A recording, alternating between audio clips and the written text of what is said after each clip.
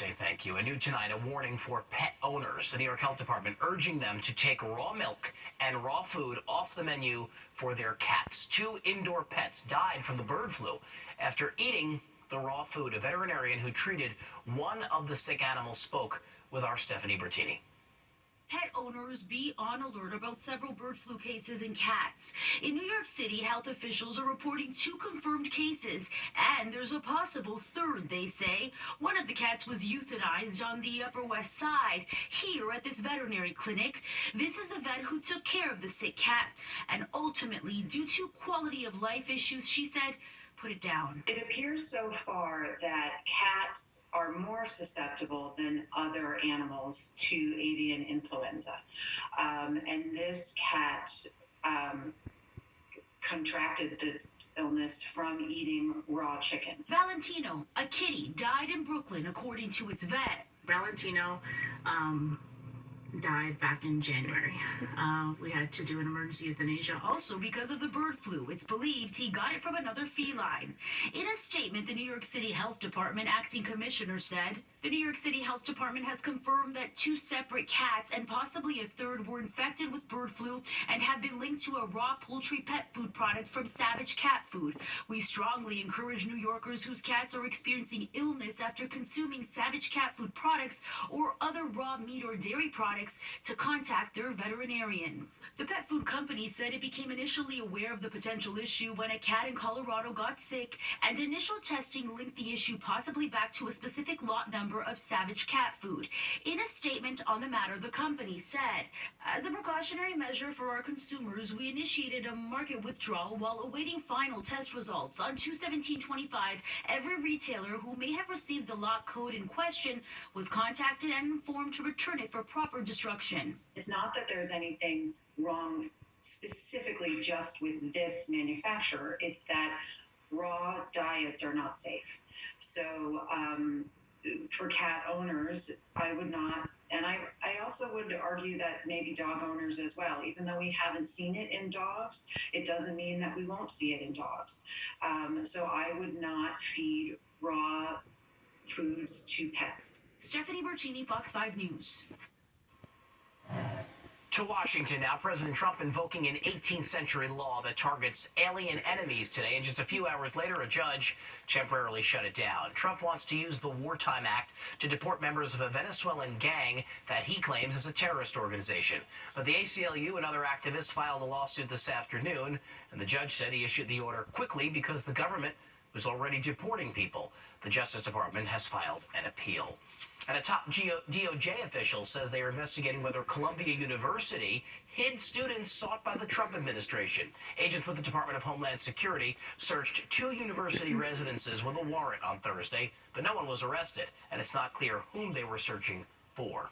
This new information comes as protests were held in Manhattan and across the country today, demanding the release of Mahmoud Khalil. He's being detained by ICE after being taken into custody last weekend. The former Columbia University grad student, who is married to a U.S. citizen, is accused of distributing pro-Hamas materials and organizing pro-Palestinian demonstrations on the Ivy League campus last year. I think it's totally ridiculous. I think they're trying to instill fear and divide people. Khalil has not been charged with a crime, but he faces deportation and revocation of his green card. It's been dubbed Mission Home. 2 stranded astronauts are about to welcome a new crew and the vessel that will bring them home. Crew 10 set to dock at the International Space Station just after midnight. Then, Congress narrowly avoids a government shutdown, but it could come at a big cost for the Democrats, who voted alongside Republicans. And protesters calling on Congress, urging lawmakers to protect their access to health care, why they feel they need to raise their voices and rally. Whether you're just getting started or you're already on the run, watch Good Day New York. A department spokesperson confirmed the report. And stay updated on the biggest stories. The NYPD needs your help. Interviews with today's top newsmakers. The debate heating up right here in New York. Join Rosanna Scotto and Kurt Menefee for Good Day New York. You're watching Fox 5, home of the Men's FIFA World Cup 2026. You're watching the 10 o'clock news. For SpaceX's Crew 10, they're about to reach the final frontier. The astronaut mission getting ready to dock with the International Space Station tonight. We're looking live at that capsule as it approaches the space station. How cool is this? The capsule scheduled to dock just after midnight, moments away. The Crew 10's arrival at the ISS paves the way for the return of Butch Wilmore and Suni Williams next week. The two astronauts have been living at the space station since June, ever since their Boeing Starliner capsule malfunctioned and returned to Earth without them. If that capsule lands at ISS before the show is over, we'll be sure to come back to it. Very cool there. President Trump, meanwhile, signing legislation today to fund the government through September and end the threat of a partial government shutdown. The bill largely keeps spending at levels set during Joe Biden's presidency, but also includes a $13 billion cut to non-defense spending and a $6 billion increase in the defense spending. The Senate passed the legislation yesterday in a 54-46 party line vote. Enough Democrats helped advance it, saying a government shutdown would be worse than letting the funding bill pass. Had there been a shutdown, the administration could decide how long it would take, which offices would be allowed to continue to remain open and which not. Democrats opposed the legislation say it shortchanges healthcare, housing, and other priorities. Those who depend on federal healthcare programs are not staying silent. More than 7 million New Yorkers say they depend on the low-budget healthcare Medicaid. It is a lifeline for these people. So today, they say enough is enough. They spoke out, and they did it without holding back. Here's Jessica Formoso. Hundreds of protesters occupying Foley Square Saturday morning, calling on Congress to protect Medicare and other federal programs. More than 60 organizations coming together for the march, everyone from unions to everyday citizens. Our government has lost control of itself. The protesters then took to the streets, marching down Broadway, stopping traffic. They want to make sure their voices are heard. We're not going to take this lying down. We're going to fight back. They worry what entitlement programs are next on Elon Musk's Doge target list. Mark Ladove, a federal worker, an enforcement attorney with the Consumer Financial Protection Bureau. He was just laid off. I was illegally fired by Doge and this administration about a month ago. I'm here to demand for my job to come back. He says he had to be here as a testament of what is happening. I was working to protect veterans from violations of the Military Lending Act. I was working to help consumers be protected from deceptive advertising, stuff that is critical and important for this economy. But Musk and President Trump say they're only going after fraud, not cutting benefits. Only by tackling the waste and fraud in entitlements like Social Security, Medicare, can we actually preserve those programs for the future. On Friday, Dr. Mehmet Oz was in Washington testifying before the Senate Finance Committee. He's President Trump's pick to lead Medicare and Medicaid services. Will you agree this morning, since you want to cherish Medicaid, to oppose any cuts to the Medicaid program? I want to make sure that the patients today and in the future have resources to protect them if they get ill. Those words not encouraging for those who fear cuts to their livelihoods. I'm a veteran. I get all my medical care at the Veterans Hospital. It's excellent. But if they're going to take thousands and thousands of people out of it, I'm not going to get the medical care I'm used to. Medicare and Social Security is something that I've always thought I could depend on, but that's no longer the case. In Lower Manhattan, I'm Jessica Formoso, Fox 5 News. At least 26 people are dead tonight after severe weather swept the Midwest and the South. Check out this video with tornadoes wiping out schools and causing major damage in several states. The destruction hit Texas, Oklahoma, Mississippi, and Missouri. The Storm Prediction Center issuing a rare level 5 threat for Mississippi and Alabama, with forecasters warning of significant tornadoes. Experts say it's not unusual to see these weather extremes in March, but its intensity and size is a concern.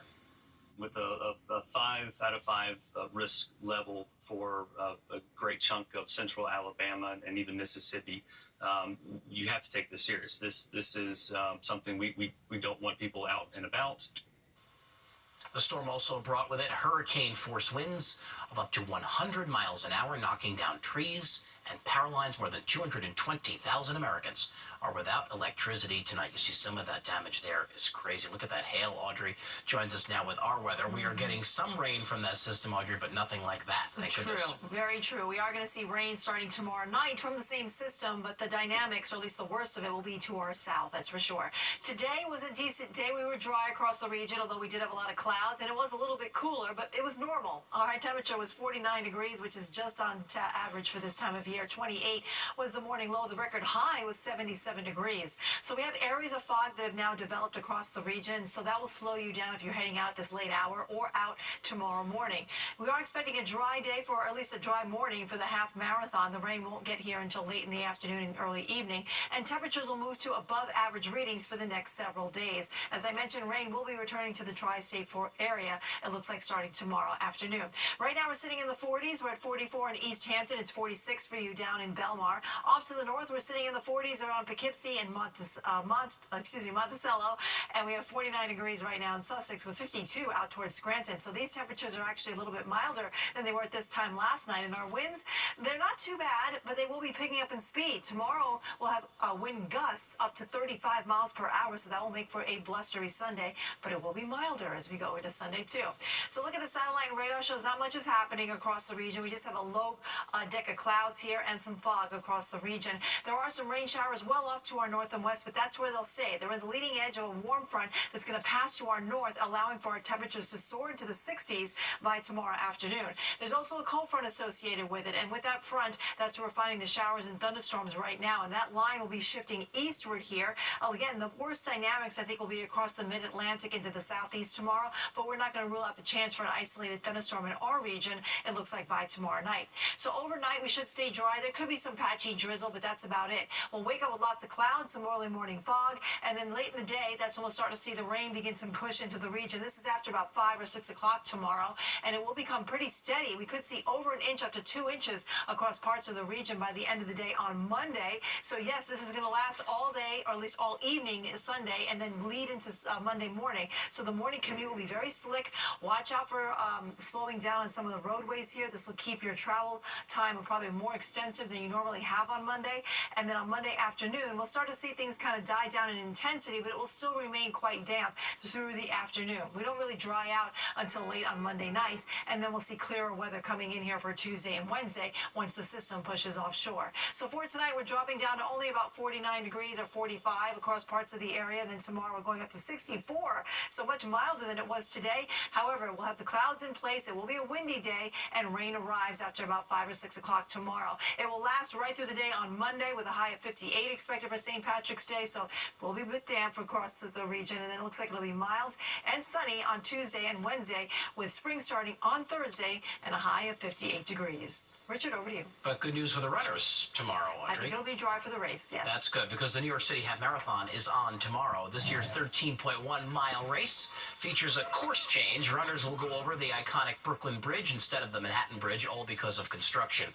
Along the way, they go through Times Square, just one of only 2 times. The crossroads of the world will be closed to traffic this year. There'll be plenty of road closures, so for the latest on those, go to fox5ny.com. Good luck to all the runners and walkers. A hometown hero honored in New Jersey, the young EMT turned hero who rushed to help children trapped in an overturned school bus on the Garden State Parkway. We'll have the story next. Donald Trump. Matt Goldman, you'll hear this name. He's an EMT and nursing school student, but also a real-life hero. You see, Matt was the first person to pull over after a school bus carrying a bunch of kids flipped over in New Jersey this week. And Matt, well, he saved lives. Here's Fox 5's Teresa Priolo with the story from Montvale, New Jersey. It was definitely like a moment where I was like, I know what to do. I know what I need to do. Monday evening began like any other commute home for Tri-Borough EMT Matt Goldman. After a 12-hour shift, he was riding north on the Garden State Parkway when he witnessed this crash happen before his very eyes. In an instant, his years of emergency training kicked in. It was crazy. Definitely just did what I needed to do. I didn't really think about, it's a school bus, it's not a school bus, or there might be kids. It was just, I'm going to treat everybody the same, obviously, and do my best. Matt saw the bus veer and then roll, and although he won't talk about the details of the crash, out of respect for the families, he was the first person on scene to run to the aid of the teenagers trapped on board and the one child trapped under that bus. Here's Montvale Mayor Mike Casale. The young kid went through the window on the bank of the parkway, and the bus landed on top of him. When Matt arrived, he was helping to take the kids after the bus. I had no idea there was one under the bus until someone said there's one under the bus. He was trying to do his best until the rest of the cavalry came in. That 14-year-old is in critical condition, but the mayor says he is responding to cues. To show their thanks, the town of Montvale did something it rarely ever does. On behalf of the Borough of Montvale Council, and I, Michael A. Casale, do hereby proclaim. It designated Matt a hometown hero and gave him the keys to the borough. You did, exhibited the best of humanity. In addition to the recognition by Montvale, he was also recognized by the state legislature and his fellow EMTs at Triborough Ambulance Corps. Training kicked in, he knew what to do, he remained calm, he guided other students and other members of the community to help him out until the other responders got there. As for Matt, the mayor is hoping he uses his newfound fame to go talk to high school kids about the importance of being a first responder. After all, Matt was just 16 years old when he signed up to save lives. In Montvale, New Jersey, Teresa Priolo, Fox 5 News.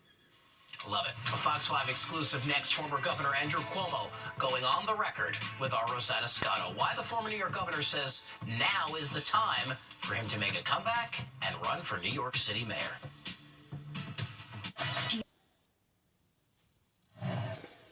New York City is in trouble. New York City is in crisis.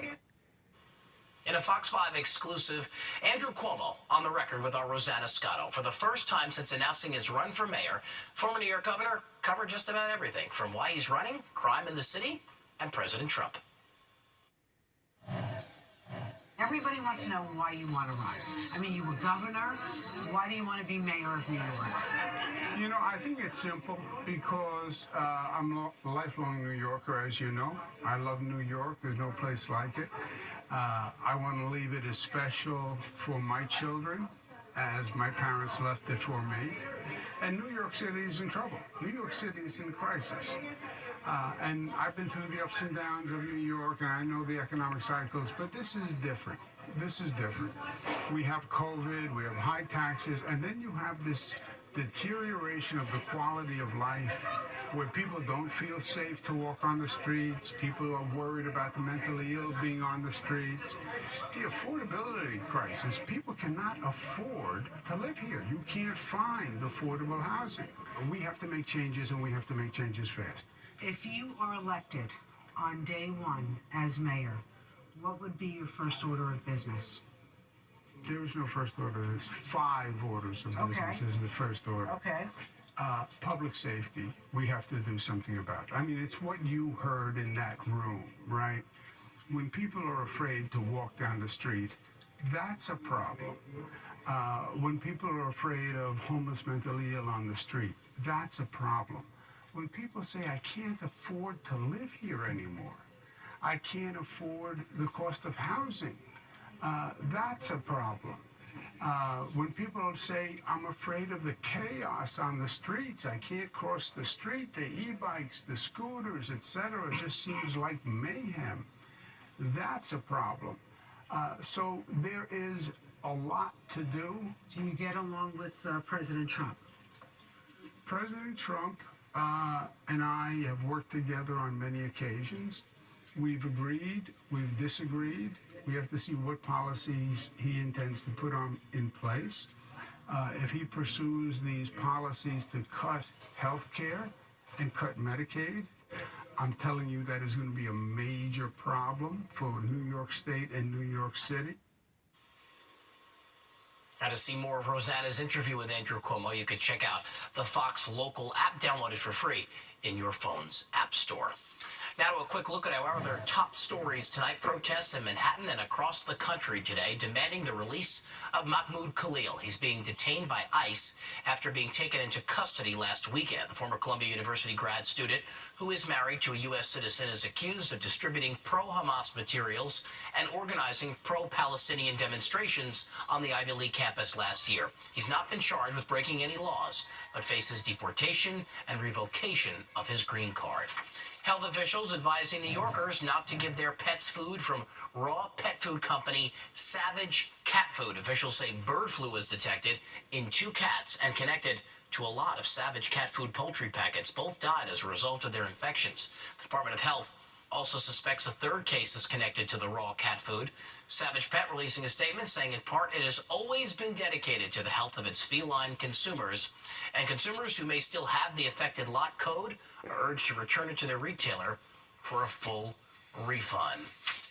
And breaking news, we're going to take a live look now from the International Space Station. Crew 10 is making their final approach to the ISS. You can see the capsule there on the left side, and it looks like a view from NASA on the right. They're the astronauts inside the capsule there. How cool is that? It's scheduled to dock in just a few minutes after midnight. The Crew 10's arrival paves the way for the return of Butch Wilmore and Suni Williams next week. The 2 astronauts have been living at the space station since June, ever since their Boeing Starliner capsule malfunctioned and returned to Earth without them. It is just so cool to see that finally arrive there in real time.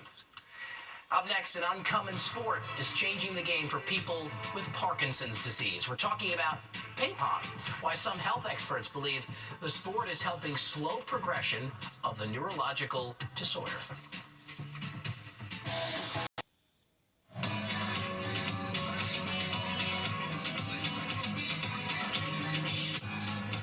A very colorful time at the South Street Seaport this afternoon, where hundreds turned out for Holi, or the Festival of Colors, the annual event marking the arrival of spring and the victory of good over evil. And one of the many customs is to throw colored powders on family and friends.